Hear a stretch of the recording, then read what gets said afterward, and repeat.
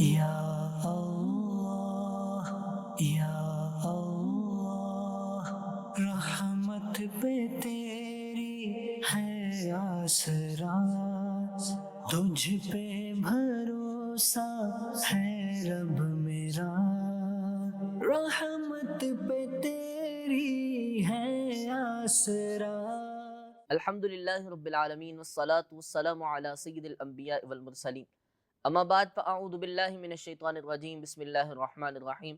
الصلاة والسلام علیکہ یا سیدی یا رسول اللہ وعلا آلکہ واصحابکہ یا حبیب اللہ۔ مدنی چینل کے ناظرین، ایک مرتبہ پھر پروگرام قرآن میں ذکر کردہ حیوانات میں آپ کو خوش آمدید کہتے ہیں۔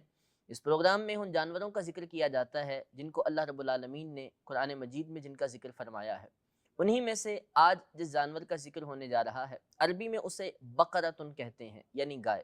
کس مقام پر اس کا ذکر ہے، کیا واقعہ ذکر ہے، اور کس انداز میں اس کو ذکر کیا گیا ہے، اور کیا کیا اس کے ساتھ فوائد بیان کیے گئے ہیں، ان سب کو جانیں گے۔ اس سے پہلے درود پاک کی فضیلت اپنے پروگرام میں شامل کرتے ہیں۔ دو عالم کے مالک و مولا حبیب کبریا جناب احمد مجتبی محمد مصطفیٰ صلی اللہ علیہ وآلہ وسلم پر درود پاک پڑھنے کے بے شمار فضائل احادیث میں وارد ہیں، بے شمار فضیلتیں ملتی ہیں اس شخص کو کہ جو نبی پاک علیہ الصلوۃ والسلام پر درود پڑھتا ہے۔ دنیا سنورتی ہے، آخرت میں فلاحی ملتی ہے، اور جنت کی اسے نعمت مل جاتی ہے، جنت میں اسے ٹھکانہ مل جاتا ہے۔ اور اسی کے ساتھ ساتھ نبی مکرم علیہ الصلوۃ والسلام پر درود پڑھنے والے کا دن نبی پاک کی یاد میں گزرتا ہے۔ نبی پاک علیہ الصلوۃ والسلام کی ایک حدیث پاک کریم آقا علیہ الصلوۃ والسلام نے ارشاد فرمایا، تم میں قیامت کے دن مجھ سے سب سے زیادہ قریب وہ ہوگا جس نے دنیا کے اندر مجھ پر کثرت سے درود پڑھے ہوں گے۔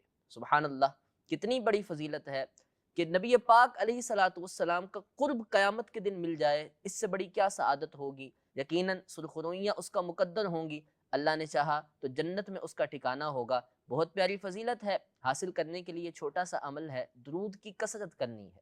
شب و روز، شام و سحر، ہر وقت نبی پاک علیہ الصلوۃ والسلام پر درود پڑھتے رہیے، رحمتوں کا نزول اپنے اوپر کرواتے رہیے، آخرت کا توشہ اکٹھا کرتے رہیے۔ ایک مرتبہ شوق و محبت سے درود پڑھ لیجئے، صلو علی الحبیب صلی اللہ تعالی علی محمد صلی اللہ تعالی علیہ وآلہ وسلم۔ مدنی چینل کے ناظرین، ہم جس سمت دیکھیں، جس جانب دیکھیں، جس چیز کو دیکھیں، اور اپنے اوپر ہر ایک اعتبار سے دیکھیں، تو ہمیں کئی کثیر اور بے شمار اللہ رب العالمین کی نعمتیں نظر آتی ہیں۔ خشکی، پانی، سمندر، ہوا، درخت، جنگل، بیابان، ہر انسان کو ملنے والی نعمتیں، اس کے اعضاء، اس کے ہاتھ، اس کے پاؤں، اور اس کے علاوہ اور دیگر غذائیں، اتنے سارے مشروبات، اتنی ساری بہترین چیزیں جو اللہ رب العالمین نے حضرت انسان کو نعمتیں عطا فرمائی ہیں۔ اس پروردگار عالم کے کتنے احسان، کتنے انعام ہیں۔ انہی میں سے ایک نعمت دودھ ہے، جو نہ صرف نعمت، ایک مکمل غذا بھی بنتی ہے۔ یعنی انسان جس بھی عمر کا ہو، بچپنے سے لے کر بڑھاپے تک، یہ دودھ اس کے لیے ایک مفید اور مکمل غذا بنتا ہے۔ اور دودھ کتنی خوبصورت نعمت ہے، اور کتنی اس کے فوائد ہیں، ان سب پہ بھی بات ہوگی۔ لیکن پہلے جن جانوروں سے دودھ حاصل کیا جاتا ہے، انہی میں عمومی طور پر وہ ہمارے ہاں گائے اور بھینس وغیرہ ہے۔ قرآن مجید فرقان حمید میں بھی بقرۃن یعنی گائے کا ذکر موجود ہے۔ سورہ بقرہ کے اندر اللہ رب العالمین نے حضرت موسیٰ علیہ السلام کی قوم کا ایک واقعہ بیان کیا، اسی کے تحت اس گائے کا ذکر آیا ہے۔ وہ واقعہ کیا ہے؟ اس واقعے کی ابتدا میں یوں سمجھ لیں کہ اللہ رب العالمین کا ایک بڑا ہی برگزیدہ بندہ، ایک نیک بندہ، جو اپنی زندگی کو اللہ پاک کی عبادت میں گزار رہا تھا، جب اس کا وقت وفات قریب آیا، جب بوڑھا ہو گیا اور جوانی ڈھلنے لگی، عمر اب اختتام کی طرف جانے لگی، تو اس کے پاس ایک گائے کا بچہ تھا جو اس نے جنگل میں جا کے اللہ رب العالمین کی امانت میں دیا۔ اور اس شخص کی حالت یہ تھی کہ اس کے پاس ایک بچہ تھا جو ابھی چھوٹا تھا۔ وہ جنگل میں گیا، ایک جھاڑی کے پاس اس گائے کے بچے کو چھوڑ دیا، اور اللہ رب العالمین کی بارگاہ میں عرض کرنے لگا، الہی، یہ جانور، یہ گائے کا بچہ میں تجھے سپرد کرتا ہوں، جب میرا بچہ جوان ہو جائے تو یہ تو اسے میری امانت واپس لوٹا دینا۔ اب وقت گزرتا گیا، اس نیک شخص کا انتقال ہو گیا۔ اس نیک شخص کے اس دنیا سے جانے کے بعد جب ایام گزرتے رہے، راتوں نے کروٹیں بدلیں، اور پھر وہ دن آئے کہ جب اس کا وہ بچہ بڑا ہوا، جوان ہوا، یہ بھی اپنے والد ہی کے نقش قدم پر تھا، بڑا نیک اور اپنی والدہ کے ساتھ بڑا ہی حسن سلوک کرنے والا تھا۔ اس نے اپنے دن کے مخصوص اوقات رکھے ہوئے تھے، اپنے وقت کو اس نے 3 صورتوں میں تقسیم کیا ہوا تھا۔ ایک وقت یہ سونے کے لیے اپنا اس نے رکھا ہوا تھا، ایک وقت خاص اللہ کی عبادت کے لیے رکھا تھا، اور تیسرے وقت میں یہ جاتا جنگل سے صبح سویرے لکڑیاں کاٹتا اور انہیں بیچ کر اپنے گزر اوقات کا سامان کرتا، اور ساتھ ہی والدہ کی ہر وقت خدمت میں لگا رہتا۔ جب یہ جوان ہوا اور اسے عبادت کا بڑا شوق تھا، اللہ رب العالمین کی بارگاہ سے اس کی لو لگی ہوئی تھی، اسے مزہ آتا تھا، لطف ہوتا تھا، چاہتا تھا کہ کچھ ایسا ہو، یہ ساری مجھ پر جو ذمہ داریاں ہیں ختم ہوں، ہر وقت رب تعالیٰ کی بارگاہ میں کھڑا رہوں، قیام کرتا رہوں، سربہ سجود رہوں، اسی کی یاد میں رہوں، اسی کی اللہ رب العالمین کی حمد کرتا رہوں، تسبیح پڑھتا رہوں۔ تو ایک دن والدہ نے اسے بتایا کہ بیٹا، تمہارے نیک اور برگزیدہ والد نے ایک گائے کے بچے کو جنگل کے اندر فلاں جھاڑی کے پاس چھوڑا تھا اور اللہ رب العالمین کے سپرد کیا تھا، اور اللہ رب العالمین کی امانت میں دیتے ہوئے یہ کہا تھا کہ اے اللہ، جب میرا بیٹا جوان ہو کر اسے لینے آئے تو میری امانت اسے لوٹا دینا۔ جاؤ فلاں جھاڑی کے پاس جاؤ، جنگل میں جا کر یوں کہنا کہ اے حضرت ابراہیم، حضرت اسماعیل اور حضرت اسحاق کے خدا، وہ امانت جو میرے والد نے تجھے سپرد کی تھی اسے لوٹا دے، میں اسے لینے آیا ہوں۔ وہ ابھی دعا سے فارغ ہی ہوا تھا کہ دیکھا کہ ایک بڑی ہی خوبصورت گائے اس کے ساتھ کھڑی ہے، اور گائے ایسی کہ اس کا رنگ تھا صفرا، یعنی زرد رنگ کی، پیلے رنگ کی، دیکھنے والوں کو سونے کی معلوم ہوتی، اور ایسی لگتی، ایسی خوبصورت کہ دیکھنے والا یوں سمجھتا ہے کہ اس سے سورج کی کرنیں نکل رہی ہیں۔ اب جب وہ گائے آ کر کھڑی ہوئی، کان سے پکڑ کے اسے اپنی والدہ کے پاس لے آئے، والدہ نے کہا کہ بیٹا جاؤ، اسے جا کر بازار میں فروخت کرو، اپنے گزر بسر کا سامان ہو جائے گا، تم عبادت میں لگے رہنا، گزر بسر بھی ہوتا جائے گا، اور یہ اتنی مشقت کرنا، یہ لکڑیاں کاٹنے کی بھی ضرورت نہیں پڑے گی۔ لیکن والدہ نے ساتھ یہ کہا کہ اس کو 3 دینار میں فروخت کرنا ہے، لیکن جب بھی سودا ہونے لگے تو آ کر مجھ سے مشورہ لازمی کرنا ہے کہ میں بیچوں یا نہ بیچوں، اسے بیچنا چاہیے کہ نہ بیچنا چاہیے، تو اس بارے میں مجھ سے لازمی پوچھنا، اگر اجازت دوں تو پھر اسے بیچنا۔ چونکہ ان دنوں میں بازار میں اس کی قیمت یہی تھی، 3 دینار میں ایک اچھی گائے کو بیچا جاتا تھا۔ وہ بچہ نوجوان کی جو ماں کا فرما بردار تھا، گائے کو بازار میں لے گیا۔ اب بازار میں اس کے پاس ایک شخص آیا اور کہنے لگا کہ اسے بیچتے ہو؟ کہاں بیچتا ہوں۔ کہا کتنے میں بیچنی ہے؟ کہا 3 دینار کا سودا کروں گا۔ تو وہ شخص کہنے لگا کہ تم ایسا کرو کہ 3 نہیں، مجھ سے 4 لے لو، لیکن والدہ سے مشورہ نہ کرو، مجھے ایسے بیچ دو۔ تو وہ نیک شخص اور والدہ کا فرما بردار جو نوجوان تھا، وہ کہنے لگا نہیں، ماں کے مشورے کے بغیر، ماں کے حکم کو مانے بغیر میں یہ سودا نہیں کر سکتا۔ تو وہ شخص آیا والدہ کی طرف، والدہ سے آ کر کہنے لگا کہ والدہ، اس طرح سے ایک شخص مجھ سے گائے خریدتا ہے، جب میں نے اسے 3 دینار بتایا تو اس نے کہا 4 لے لو، لیکن بغیر مشورے کے مجھے بیچ دو۔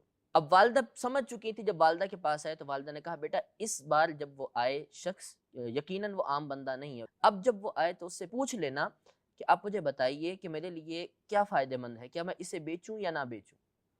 اب جب وہ دوبارہ اس شخص کے پاس آئے جو کہ ایک فرشتہ تھے اور انسانی صورت میں آئے ہوئے تھے، تو وہ کہنے لگے کہ اسے تم نہ بیچو، ایک وقت آئے گا کہ جب اسے بنی اسرائیل، حضرت موسیٰ کی قوم اتنی قیمت میں خریدیں گے کہ اس کی چمڑے کے اندر سونا بھر کے آپ کو دیں گے۔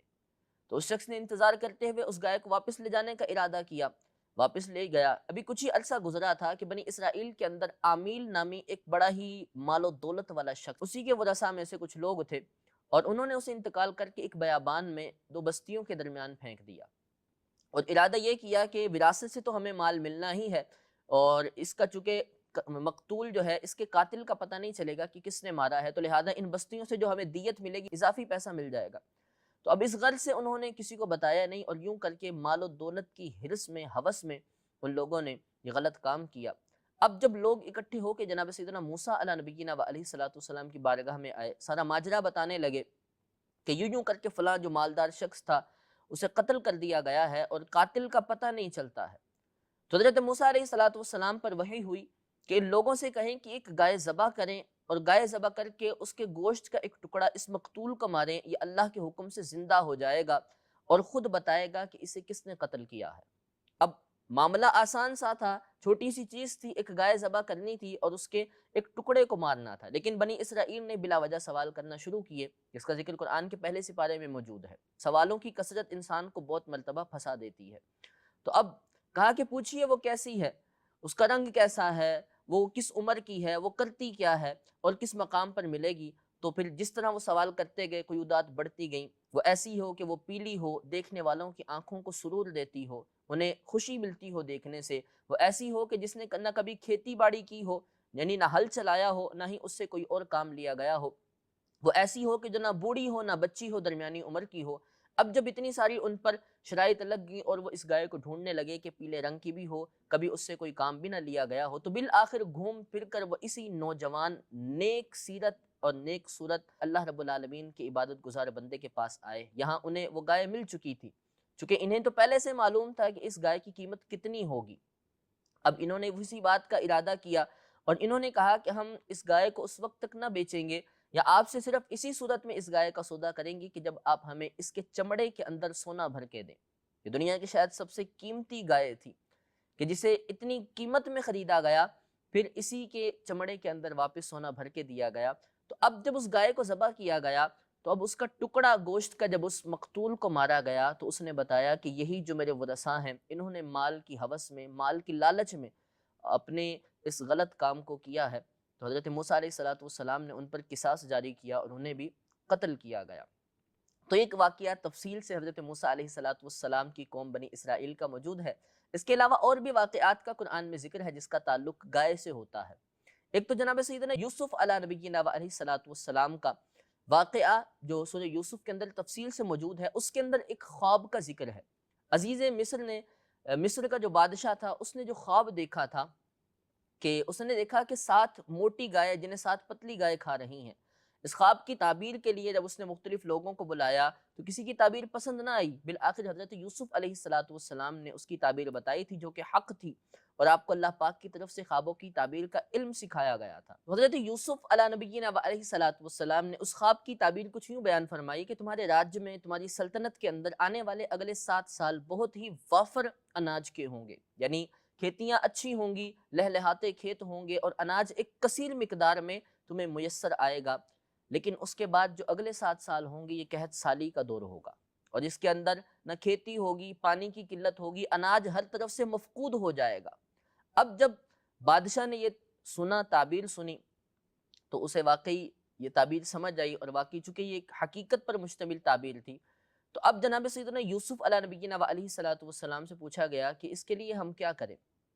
تو آپ نے کہا کہ پہلے جو 7 سال ہیں جس میں اچھا اناج ہوگا، اچھی کھیتی ہوگی، ہر طرف لہلہاتے کھیت ہوں گے اور وافر مقدار میں اناج اور طعام لوگوں کو میسر آئے گا، ان سالوں کے اندر آپ ایک کام کیجئے گا کہ ساتھ ہی کچھ نہ کچھ سٹور بھی کیجئے گا کہ جب ارد گرد کے علاقوں میں اگلے 7 سالوں میں اناج نہیں ہوگا تب بھی آپ آسانی سے اپنی رعایا کو اناج دے پائیں گے۔ اور پھر وقت نے ایسا ہی دیکھا، جناب سیدنا یوسف علیہ نبینا و علیہ السلام کو عزیز مصر بنایا گیا، مصر کا گورنر بنایا گیا، اور پھر قحط سالی کے دور تھے۔ سورہ یوسف کے اندر ذکر ہے کہ آپ کے بھائی بھی اتنی دور سے آپ کے پاس آئے تھے تب اناج لینے کے لیے، چونکہ ہر طرف اناج ختم ہو چکا تھا۔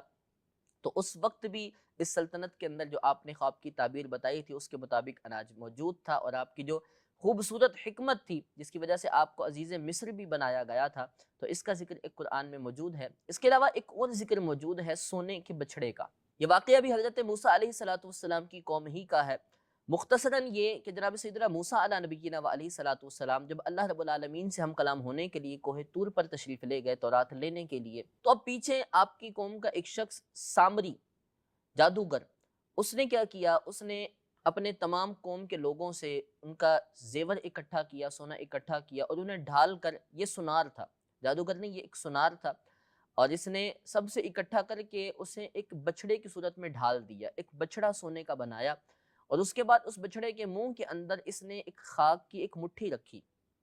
وہ خاک کی مٹھی عام نہیں تھی، اس نے جناب سیدنا جبریل امین علیہ السلام کو آتے ہوئے دیکھا تھا، اور ان کے گھوڑے کے اثر سے نیچے سے وہ مٹی اٹھائی تھی، جس کی وجہ سے جب اس مٹی کو اس بچھڑے کے منہ میں رکھا گیا تو اس کے اندر سے آواز آنے لگی، اور اس سامری نے، بدبخت نے، ان لوگوں کو برگلانا شروع کیا، بہکانا شروع کیا، اور کہنے لگا کہ یہی تمہارا معاذ اللہ معبود ہے، خدا ہے، اسی کی عبادت کرو۔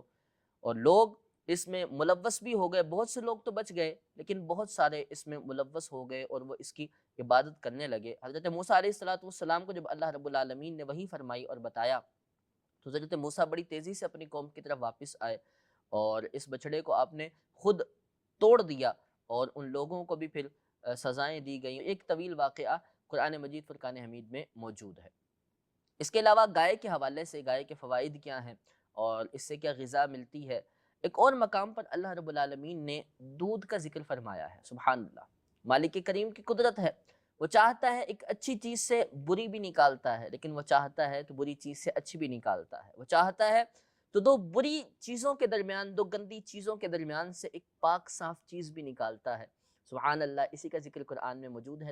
پاک پروردگار عالم فرماتا ہے کہ ہم تمہیں سیراب کرتے ہیں، انہی کے پیٹوں سے، ان جانوروں کے خون اور گوبر کے درمیان سے پاکیزہ خالص دودھ پلاتے ہیں۔ سبحان اللہ، اس کی قدرت ہے۔ ایک جانور، ایک گائے جو کھانے میں چارہ کھاتی ہے، ہرے پتے یا خشک چارہ پیلے رنگ کا کھاتی ہے، جس سے اس کے جسم کے اندر خون بھی بنتا ہے، اس کے جسم کے اندر دیگر رطوبتیں بھی بنتی ہیں، ایک صاف ستھرا خالص سفید دودھ بھی بنتا ہے۔ اور ایک ہی جسم کے اندر یہ سب کچھ بن رہا ہے، لیکن پھر بھی قدرت کی شان ہے، اللہ رب العالمین کی قدرت کے انوکھے عجائبات ہیں۔ وہ نہ دودھ میں ایک قطرہ بھی خون کا ملنے دیتا ہے، نہ یہاں سے وہاں جانے دیتا ہے، ہم تمہیں پلاتے ہیں۔ اس کے پیٹ میں فرس گوبر اور خون کے درمیان سے خالص دودھ پلاتے ہیں، یہ اس کی نعمت ہے۔ اور دودھ میں ویسے ہی شفا بھی ہے، اور اس کے اندر انسان کے جسم کو جو چیزیں چاہیے ہوتی ہیں وہ سب اس میں موجود ہیں۔ کیا کیا اس میں موجود ہے، آئیے سنتے ہیں۔ قدرت نے ہر چیز کے کچھ فوائد رکھے ہیں، جو چیز ہمیں عبث بھی نظر آئے لیکن اس کا بھی کوئی مقصد ہوتا ہے۔ دنیا میں پائے جانے والی ہر چیز میں اللہ رب العالمین کی حکمتیں موجود ہیں۔ دودھ کے اندر جسے ہم غذا بناتے ہیں، اللہ رب العالمین نے اسے غذا بنایا ہے، اور نبی پاک علیہ الصلاۃ والسلام سے بکری کا دودھ پینا، اونٹنی کا دودھ پینا ثابت ہے۔ اور پھر اسی کے ساتھ ساتھ دودھ کے اندر کتنے زیادہ فوائد پائے جاتے ہیں۔ یہ دودھ انسانی نشو و نما کے لیے، جسم کی توانائی کے لیے، طاقتور بنانے کے لیے اور ہڈیوں کو مضبوط کرنے کے لیے ایک اہم اور مفید چیز ثابت ہوتا ہے۔ اور اسی کے ساتھ دانتوں کی مضبوطی کے لیے بھی گائے کا دودھ یہ بہت اہم ہے۔ اسی کے ساتھ اس کے اندر وٹامن اے، بی، ڈی اور مختلف منرلز پائے جاتے ہیں کہ جو انسان کے جسم کو جن کی ضرورت ہوتی ہے وہ سب بھی اس سے حاصل ہوتے ہیں۔ پھر اسی کے ساتھ شوگر کنٹرول کرنے کے لیے بھی یہ جو گائے کا دودھ ہے یہ مفید ثابت ہوتا ہے۔ اس کے علاوہ اور بہت سے فوائد ہیں، غذا بھی ہے، کھانا بھی ہے، اور پیاس بھی بجھاتا ہے، اور ساتھ ہی ساتھ اللہ رب العالمین کی ایک بہترین نعمت ہے جو اللہ پاک نے انسان کو عطا فرمائی ہے۔ اللہ رب العالمین کی ہر نعمت کو استعمال کرتے ہوئے اس کا شکر ادا کرنا چاہیے۔ یقیناً نعمتیں تو اتنی کہ شکر ادا نہیں ہو سکتا، لیکن پھر بھی ان تعدوا نعمت اللہ لا تحصوها، اگر تم اللہ کی نعمتیں شمار کرو تو نہیں کر سکتے۔ لیکن یہ بھی تو ہے لئن شکرتم لازیدنکم، شکر کرتے رہو نعمتیں بڑھتی جائیں گی، اضافہ ہوتا جائے گا۔ تو اس لیے شکر کرنا چاہیے، اور شکر کرنا یہ اللہ کے نیک بندوں کی علامت ہے، اللہ کے نیک بندوں کا طریقہ ہے۔ خود نبی پاک علیہ الصلاۃ والسلام بھی اللہ رب العالمین کا شکر ادا کرتے، تسبیحات کرتے، ہر وقت اللہ رب العالمین ہی کی یاد میں نبی پاک علیہ الصلاۃ والسلام بھی رہا کرتے تھے۔ پھر اسی کے ساتھ دودھ میں ملاوٹ کرنا چونکہ بعض جگہوں پر کی جاتی ہے، آئیے اس کے بارے میں ایک وعید سنتے ہیں۔ منقول ہے کہ ایک مرتبہ ایک شخص اپنے دودھ میں ملاوٹ کرتا تھا، اور اس میں ملاوٹ کرنے کے باوجود وہ بغیر بتائے دھوکے سے لوگوں کو بیچا کرتا تھا۔ تو ایک مرتبہ ایسا ہوا کہ سیلاب آیا، اور جس کے نتیجے میں اس کی وہ گائیں بہہ گئیں کہ جن کے دودھ میں وہ ملاوٹ کرتا تھا۔ اسی کا بچہ اب اس سے کہنے لگا کہ بابا یہ وہی پانی ہے کہ جو تھوڑا تھوڑا کر کے آپ روز دودھ کے اندر ملاتے تھے، آج وہ سارا اکٹھا ہو کر آیا ہے، اور اس کے نتیجے میں جو آپ ملاوٹ کر کے بیچتے تھے، آپ ہی کی اس گائے کو، اس جانور کو بہا کر لے گیا ہے، یہ آپ ہی کے کیے کا نتیجہ ہے کہ آپ کے ساتھ یہ ہوا ہے۔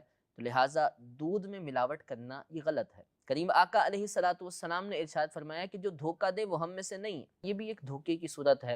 اور بہت سی چیزوں میں ملاوٹ کی جاتی ہے، ان سے بچا جائے۔ جو غلط ہے اس سے اجتناب کرنا ضروری ہے، کہ شریعت کو بھی یہی مطلوب ہے، اخلاق کو بھی یہی مطلوب ہے، اور بہترین معاشرے کی طرف عکاسی بھی اسی صورت میں ہوتی ہے بہترین معاشرے کی، کہ جب ہر ایک اپنے کام کو، اپنے فرائض کو بہترین طریقے سے انجام دیتا ہے۔ ایک واقعہ لکھا ہے کہ ایک مرتبہ شاہ ایران کا بادشاہ اپنے ہمراہیوں کے ساتھ، اپنے رفقا وزراء کے ساتھ شکار کے لیے نکلا، اور جب شکار کے لیے نکلا تو اس نے دور ایک شکار کو دیکھا، جس کی طرف بڑھتے ہوئے اس نے اپنے گھوڑے کو دوڑایا، اور اس کا پیچھا کرتے ہوئے وہ اتنی دور نکل گیا کہ اسے اپنے رفقا اور وزراء کی پرواہ نہ رہی۔ بالآخر وہ بیابان اور جنگل کے اس کنارے پر پہنچ گیا کہ جہاں اسے اپنے رفقا میں سے کوئی نہیں ملتا تھا، نہ ہی واپسی کا راستہ سوجھتا تھا۔ وہ پریشان تھا اور اسی عالم میں وہاں اس علاقے پر عجیب طوفان کی سی کیفیت ہو گئی، عجیب خطرناک ہوائیں چلنے لگیں۔ وہ گھومتا پھرتا عجیب و غریب کیفیت کے اندر اچانک ایک جھونپڑی کے پاس پہنچا جہاں ایک بڑھیا موجود تھی۔ وہ کہنے لگا کہ اماں، آج کی رات مجھے آپ اپنی جھونپڑی میں گزارنے کی اجازت دے دیں۔ اس ماں نے، اس بڑھیا خاتون نے اسے اجازت دی، کہا ٹھیک ہے، آپ ہمارے مہمان ہیں، آپ آ جائیں۔ نہ اس نے بتایا کہ میں شاہ ایران ہوں، نہ انہوں نے پوچھا اور نہ ان پر یہ ظاہر ہوا۔ خیر جب وہ اندر گیا تو کچھ ہی دیر میں اس بوڑھی خاتون کی ایک بیٹی اپنی گائے کو چرا کر لا رہی تھی۔ بہت سی گائے تھیں، اور جب اس نے دیکھا بادشاہ نے کہ کیسی فربا گائے ہیں اور کیسی بہترین یہ گائے ہیں اور ان کی کیسی نشو و نما ہے اور ان کے تھنوں میں کتنا دودھ ہے، تو وہ کہنے لگا کہ لگتا ہے ان پر ٹیکس لگانا چاہیے، اور ٹیکس یہ لگاتا ہوں کہ یہاں سے روز شاہی دربار کے اندر، میرے محل کے اندر یہاں سے کچھ نہ کچھ دودھ آئے گا۔ میں انہیں کہتا ہوں یہ بہت فربا ہیں اور بہت زیادہ صحت مند ہیں، تو ان پر ٹیکس لگنا چاہیے۔ اتنی دیر میں اس بڑی خاتون نے اپنی بیٹی سے کہا کہ بیٹی جاؤ اور جا کر اس شخص کے لیے، اس کی مہمان نوازی کے لیے گائے کا دودھ نکال لاؤ۔ اب جب وہ بیٹی گائے کی طرف بڑھی اور اس سے دودھ نکالنا چاہتی تھی کہ اس نے دیکھا کہ گائے کے تھنوں میں دودھ نہیں ہے، تو اس نے آ کر والدہ کو بتایا کہ والدہ، اس کے تھن بھرے ہوئے ہیں، اس کے باوجود دودھ نہیں نکلتا، دودھ نظر نہیں آتا۔ تو وہ کہنے لگی کہ لگتا ہے شاید آج ہمارے بادشاہ نے اپنی رعایا سے کوئی غلط کام کرنے کا ارادہ کیا ہے۔ اب وہ جو شاہ ایران تھا وہ ساتھ ہی تھا، اس نے جب سنا کہ انہیں معلوم ہے میں بادشاہ نہیں ہوں، اور واقعی اس نے ایک غلط ارادہ کیا تھا، بے جا بلا وجہ ٹیکس اور بلا وجہ ان پر ایک ظلم اور غصب کی صورت وہ کر رہا تھا۔ پھر جب اس نے یہ دیکھا تو اس نے دل ہی دل میں اپنے اس برے فعل سے اجتناب کرنے کا ارادہ کیا۔ اب جب دوبارہ وہ والدہ کے حکم سے دوبارہ گئی اور بیٹی جا کر دودھ نکالنے لگی تو اب اچھی وافر مقدار میں دودھ نکلا۔ تو اب جب دودھ نکلا تو اس مہمان نے بھی پیا اور اس بڑھیا خاتون نے بھی پیا۔ تو یہاں پتہ چلتا ہے کہ بڑوں کے غلط کام کرنے سے چھوٹوں پر بھی اثر ہوتا ہے، اور نہ صرف اتنا، انسان صرف غلط کام کا ارادہ ہی کرے اس سے بھی اس پر اس کے ثمرات، اسے برے نتائج ملنا شروع ہو جاتے ہیں۔ برے کام سے بھی بچنا ہے اور اس کے ارادے سے بھی بچنے کی کوشش کرنی ہے، جس حد تک، جس قدر ممکن ہو ان برے افعال سے بھی اور برے افعال کے ارادوں سے بچنا ہے۔ اللہ پاک ہم سب کو برائیوں سے اور ان کے ارادوں سے محفوظ رکھے۔ ایک اور بڑی ہی پیاری دعا اور بڑی ہی پیاری حدیث ہے جس کے راوی ہیں جناب سیدنا اکرمہ رضی اللہ تعالیٰ عنہ۔ روایت کرتے ہیں کہ ایک مرتبہ جناب سیدنا عبداللہ بن عباس رضی اللہ تعالیٰ عنہ نے بیان فرمایا کہ جناب سیدنا عیسیٰ علیہ نبینا و علیہ الصلوۃ والسلام ایک مرتبہ ایک گائے کے پاس سے گزرے۔ جب گائے کے پاس سے گزرے تو گائے بڑی کرب کی حالت میں تھی، بڑی ہی تکلیف دہ صورت میں تھی وہ، اور وہ حمل سے تھی، حاملہ تھی۔ وہ حضرت عیسیٰ علیہ الصلوۃ والسلام کی بارگاہ میں عرض کرنے لگی کہ اے روح اللہ، آپ اللہ پاک سے دعا کریں کہ وہ مجھے اس کرب سے، اس تکلیف سے نجات دے۔ دراصل اس کے حمل میں جو بچہ موجود تھا وہ اندر سے تکلیف دے رہا تھا۔ جناب سیدنا عیسیٰ علیہ نبینا و علیہ الصلوۃ والسلام نے دعا کی اور آپ نے اللہ رب العالمین کی بارگاہ میں یوں التجا کی، یا خالق النفس من النفس و یا مخرج النفس من النفس خلصها۔ آپ نے یہ دعا کی کہ یا خالق النفس من النفس و یا مخرج النفس من النفس خلصها، اے ایک جان کو دوسری جان سے پیدا کرنے والے اور اے ایک جان کو دوسری جان سے نکالنے والے، اس گائے کو اس سے خلاصی دے دے۔ جب آپ نے دعا کی تو یکا یک اس گائے نے بچہ جنا اور اسے اس تکلیف سے، اذیت سے خلاصی مل گئی۔ اس کے علاوہ گائے جیسی نعمت اور اس سے جو بہت سارے فوائد حاصل کیے جاتے ہیں، ان فوائد کو جب حاصل کیا جائے، خاص طور پہ دودھ، یہ اللہ رب العالمین کی بہت پیاری نعمت ہے۔ جب دودھ پینا نصیب ہو تو نبی پاک علیہ الصلوۃ والسلام کی سکھائی ہوئی دعا بھی پڑھنی چاہیے، اور اسی کے ساتھ ساتھ دیگر جتنی بھی نعمتیں جب ملیں اللہ رب العالمین کے شکر کی عادت بنا لیجئے۔ اللہ پاک ہم سب کو اپنے شکر کرنے والے، اپنے عبادت کرنے والے اور اپنی تسبیح کرنے والے بندوں میں شامل فرمائے۔ مالک ہم سے دنیا میں راضی ہو جائے، آخرت میں ہم سب کو سرخروئی عطا فرمائے، آمین بجاہ النبی الامین صلی اللہ تعالی علیہ وسلم۔ صلو علی الحبیب صلی اللہ تعالی علی محمد صلی اللہ علیہ وسلم۔ یا اللہ یا اللہ، رحمت پہ تیری ہے آسرا، تجھ پہ بھروسہ ہے رب میرا، رحمت پہ تیری ہے آسرا